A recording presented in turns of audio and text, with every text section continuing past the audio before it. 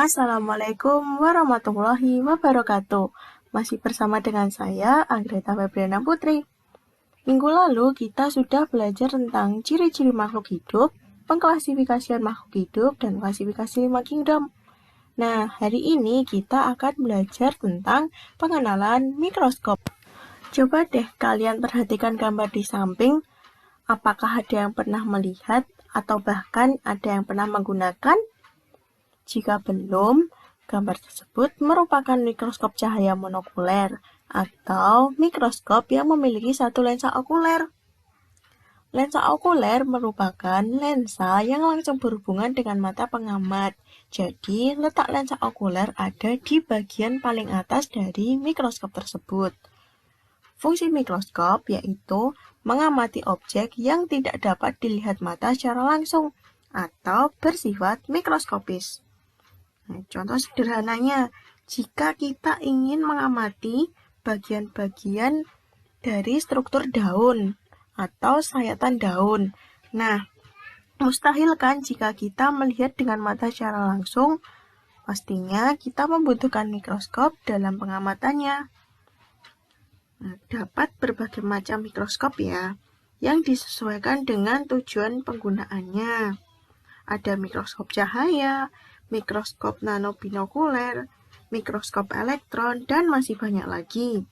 Tetapi, jenis mikroskop yang paling sering digunakan yaitu mikroskop cahaya. Bagian-bagian mikroskop dibagi menjadi dua, yaitu bagian optik dan bagian mekanik. Bagaimana sih perbedaannya? Yuk kita pelajari. Untuk bagian-bagian mikroskop, kalian bisa melihat di gambar sebelah kiri. Bagian optik meliputi lensa okuler, lensa objektif, diafragma, dan cermin. Cerminnya ada cermin datar dan cermin cekung. Sedangkan untuk bagian mekanik ada tabung mikroskop atau tubus, meja benda, penjepit objek atau pegangan sedia, lengan mikroskop atau pegangan, pemutar pengarah halus atau mikrometer, pemutar pengarah kasar atau makrometer, kondensor, sendi inklinasi, dan bagi mikroskop.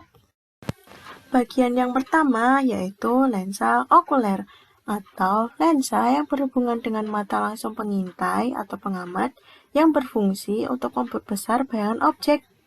Nah, ada 3 buah lensa yang perbesarannya bisa diganti, yaitu perbesaran 5 kali, 10 kali, dan 15 kali. Selanjutnya ada lensa objektif. Nah, lensa objektif itu merupakan lensa yang berada di dekat objek atau benda yang diamati. Fungsinya untuk memperbesar bayangan benda. Nah, caranya untuk mengubah lensa objektif itu dengan memutar revolver.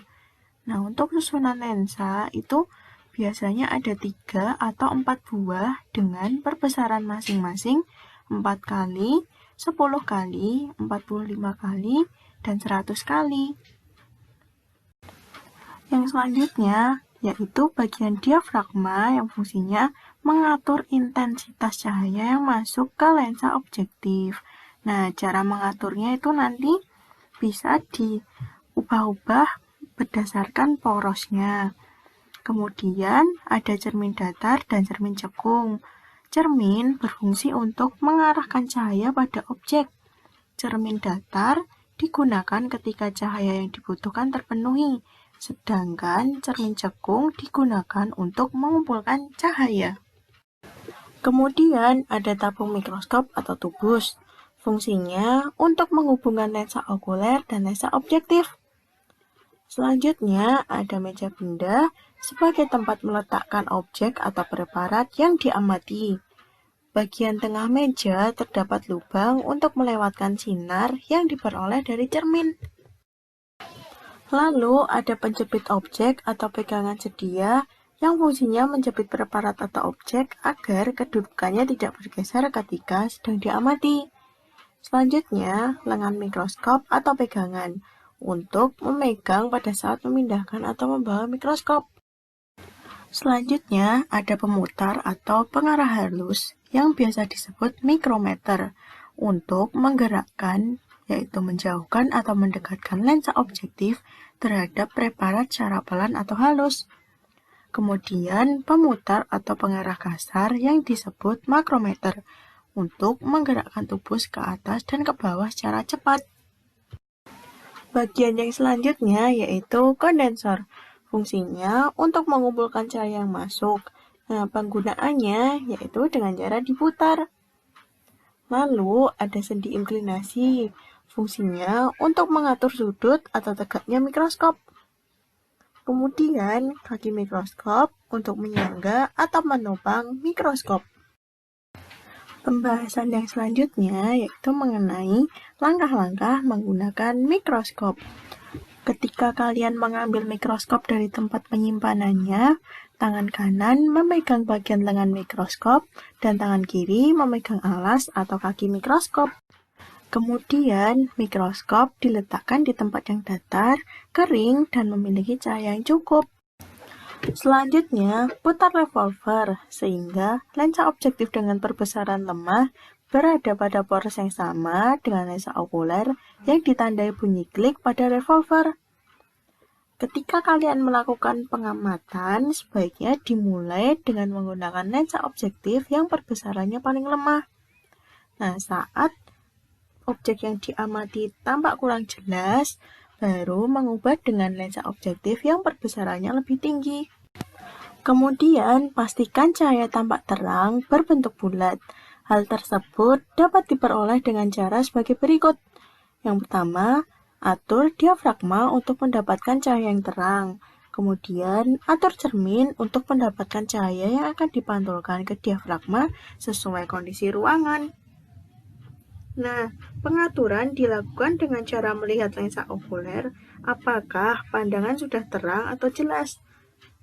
Ingat, beberapa mikroskop telah dilengkapi lampu, sehingga tidak perlu mencari cahaya.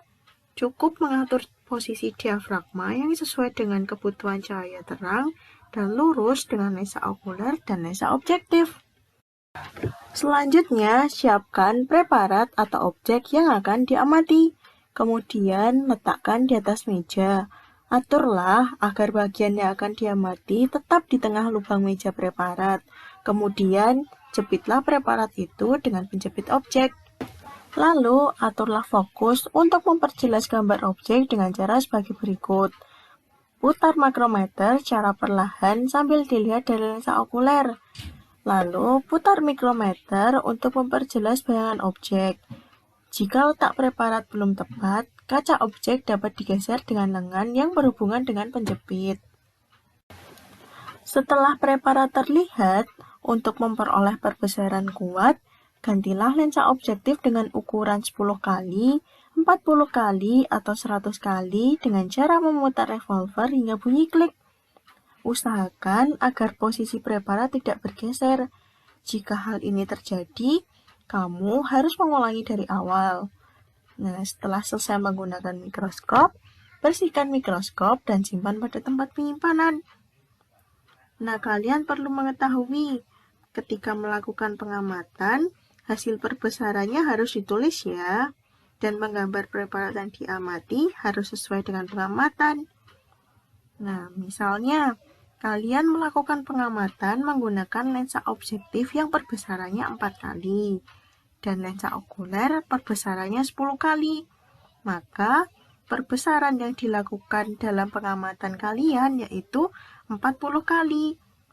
Hasil perhitungan 40 kali tersebut diperoleh dari perbesaran lensa objektif dikali perbesaran lensa okuler. Sekian pembelajaran kita tentang pengenalan mikroskop. Tidak terasa ya, kita sudah menyelesaikan materi bab 2. Maka, minggu depan kita akan melakukan uji kompetensi bab 2. Apabila ada materi yang belum dipahami, silahkan dipelajari lagi. Terima kasih. Wassalamualaikum warahmatullahi wabarakatuh.